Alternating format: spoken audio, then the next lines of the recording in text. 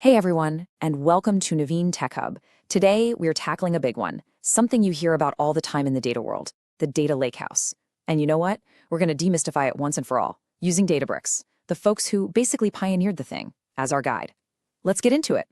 All right, here's the game plan. We'll start with the why, the old way of doing things. Then, we'll introduce the data lakehouse itself. We'll peek under the hood at the tech, talk about a really cool recipe for organizing data, and wrap up with all the awesome stuff you can do with it, from BI to AI. Sound good? Let's go. So, first things first, to really get why the lakehouse is such a big deal, we need to understand the world before it. The problems it was built to solve. And it all comes down to this: a world split in two. Okay, so on one side of the split, you had the classic data warehouse. Think of this as your perfectly curated, high-end library. Everything is structured, clean, and totally reliable. Amazing for business reports, right? But it was super rigid. You couldn't just throw any old data in there, and man, it was expensive to scale.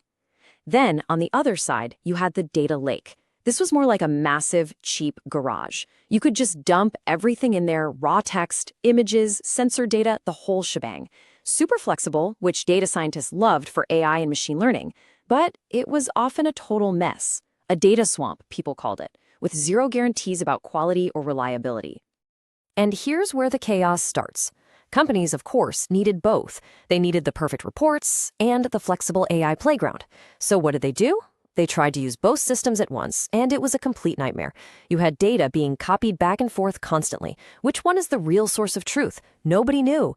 This wasn't just messy. It was expensive, a huge security risk, and it made getting a clear picture of your business practically impossible. So you've got this messy two-system problem. How do you possibly fix it? Well, this is where the hero of our story comes in, the data lakehouse. It's a super elegant idea that basically asks, what if we could get the best of both worlds, but in one single system? Now, this is a really key point.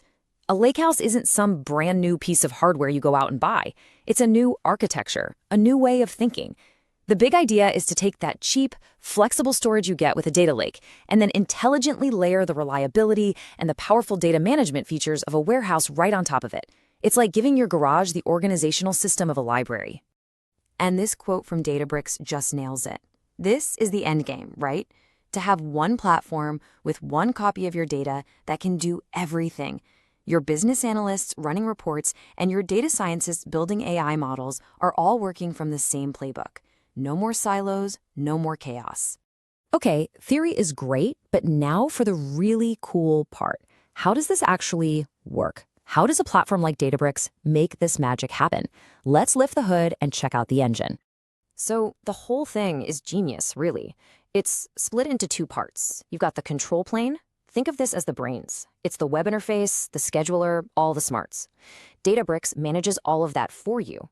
But then there's the data plan. This is the muscle. This is where your data actually gets processed by powerful compute clusters. And here's the crucial part. The data plan lives inside your own cloud account, your AWS, your Azure, whatever. That means your data never leaves your control. It's a massive deal for security and privacy. But what's the real secret sauce that makes all this possible? It's a technology called Delta Lake. This is the absolute game changer. It's an open source storage layer that takes your basic data lake and gives it superpowers. At its heart, it adds a kind of ledger or a transaction log on top of your data files. And that little log changes, well, everything. Okay, so because of that transaction log, you get these incredible features that turn a potential data swamp into a rock-solid system. First up, ACID transactions. That's a fancy term, but all it means is that your data operations are all or nothing. Just like a bank transfer, right? You can't have the money leave one account and not arrive in the other. It prevents data corruption, it just works. Next, schema enforcement. This is like having a super strict bouncer for your data table. It checks every new piece of data at the door and says, nope, you don't have the right format, you can't come in. This is how you stop bad data from ruining your day. And then there's my favorite, time travel. No, seriously. It lets you query older versions of your data.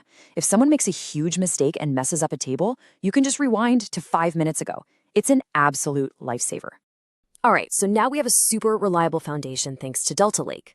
But just having good tech isn't enough. You still need a plan, right? A recipe for taking raw, messy data and turning it into gold. And that's exactly what the Medallion architecture is. Think of it like a data refinery. It's a simple but incredibly powerful journey in 3 stages. Data first arrives in the bronze layer. This is raw, unfiltered, exactly as it came from the source system. We don't touch it. Then it flows to silver. This is where we do the hard work.